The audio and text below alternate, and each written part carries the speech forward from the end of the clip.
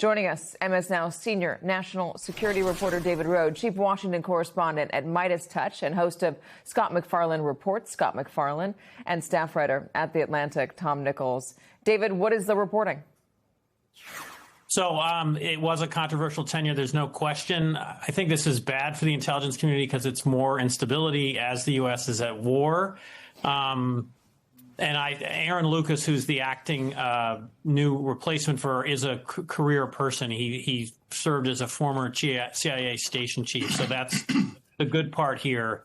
I do agree that her tenure, though, set a new, I think, low for involving politics in the intelligence community. The going down to Fulton County and seizing those ballots that you talked about, accusing a former president, that was President Obama, of a treasonous plot was also just extraordinary. And she ended up being ineffective. I think she was not seen as a serious leader or as an intelligence professional by the intelligence community. John Ratcliffe was, vying with her for influence, and Ratcliffe won that battle. So the best case scenario is that someone who is less political than her, who's less willing to prove conspiracy theories, will replace her in the long term. Yeah, so she came in promising to declassify and dismantle politicized intelligence, Tom Nichols. What is she going to be remembered for? What did she actually accomplish during her term at DNI? Nothing. And that's a good thing. First, though, I think we ought to say, regardless of whether she has been kind of pushed out or is resigning, that we should wish her husband well. That's a terrible thing to have to go through. And, I think we all have to send best wishes and hope he's okay.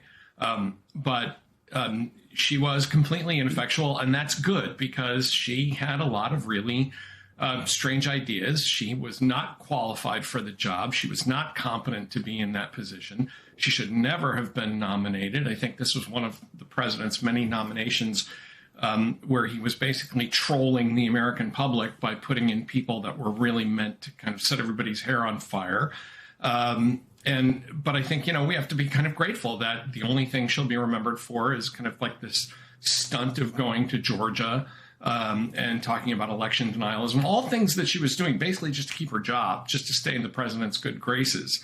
It would be refreshing to hear her say that in addition to all the other things, she can't support a policy that she never would have supported if she hadn't been a member of this cabinet. But it also raises one more thing, and this goes to David's point about, John Ratcliffe and the competition. This office shouldn't even exist. The CIA director has always been more powerful than the DNI. The DNI has no real operational control over anything. The DNI is always kind of floating out there above CIA and FBI and 14 or 15 other agencies. She was the wrong person for the job, but the job itself is a very poorly constructed post 9/11 panic reaction. And, maybe the best thing that could happen is that actually nobody really replaces her because she wasn't doing anything to begin with. And the CIA director, as is typical in this situation, was always going to be the more powerful figure. Wasn't the goal of the job, Tom, to have somebody to be like the traffic coordinator for all of the intelligence, for that person to be the one bringing the president all of the information, gathering it together and laying it out for him? Right. After 9/11, there was this panic that the FBI and the CIA had both missed things because, of course, the FBI operates at home. The CIA cannot operate at home. It operates overseas. And they weren't talking to each other. And so things had fallen between the cracks.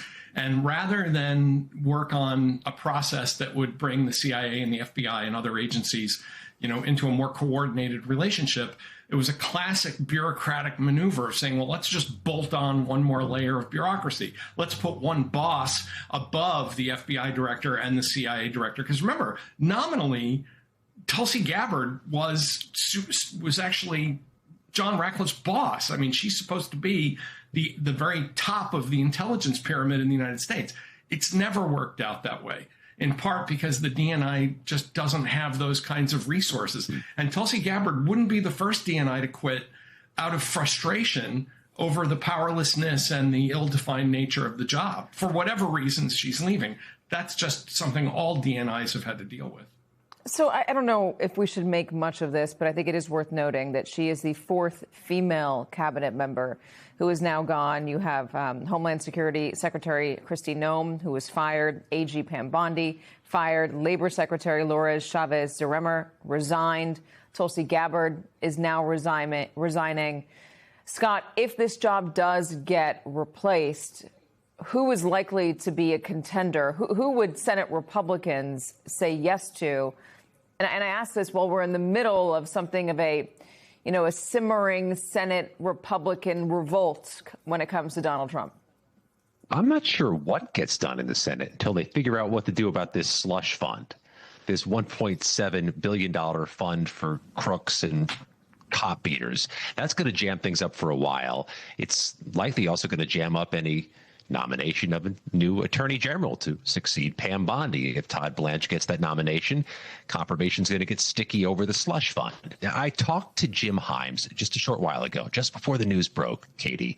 Himes is the top Democrat on the House Intelligence Committee. And I asked him, does he trust the intelligence he gets on Iran or other things from the Trump administration? And he told me, I do trust the intelligence I get from the career civil servants who are doing this for a living, who've done this for years. But he is suspect about political leaders of these agencies. So do you want another political leader in there at all in the short term is a good open-ended question.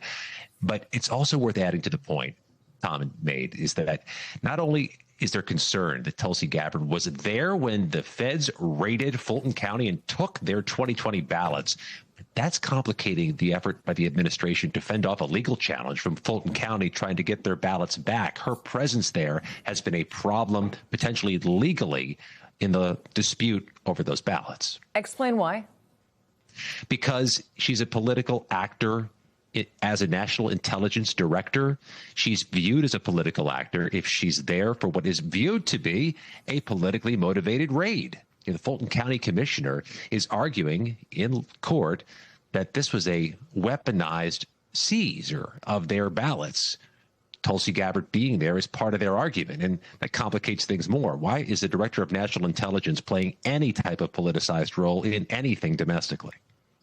Yeah, so let's talk about that for a second, David. What is the concern of her being there? The politicization, yes, but what specifically? She was the director of national intelligence. She would have a purview over foreign interference, potentially. There, is this fever dream among Donald Trump and his allies that there was foreign interference in 2020, and that was one of the reasons why he lost. The ballots weren't real. They were manipulated by Venezuela, et cetera. Should we still be concerned now that she's on her way out that the germs of that conspiracy are going to sprout and bloom for us as we head toward 26 or even 28? It all depends on who President Trump chooses for the job.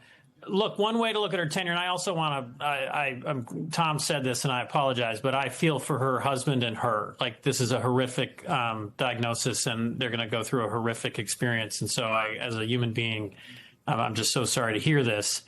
As a reporter and someone I wrote about deep state conspiracy theories and the CIA and its abuses during the Cold War, Tulsi Gabbard's tenure as the Director of National Intelligence was the most dangerous use of a senior intelligence position to try to spread and exploit conspiracy theories that were false. We can get to the 2020 election, but we're going to release all these documents about the killing of John F. Kennedy. We're going to release documents about different moments in American history, UFOs, all these things. This pursuit of the deep state, which President Trump has stoked so much, Tulsi Gabbard didn't find the deep state. She didn't expose some secret plot. She didn't find, tons of documents saying what was going on. The CIA is dangerous. It did terrible things during the Cold War.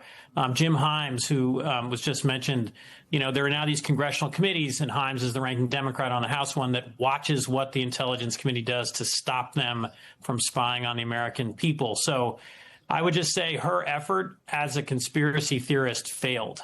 And, I believe in nonpartisan public servants, these career analysts that we were just talking about.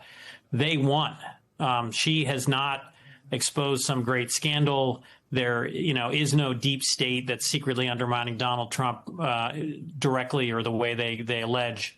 So I just think we need more nonpartisan experts in public health, in the intelligence community, in the legal world, and less conspiracy theories.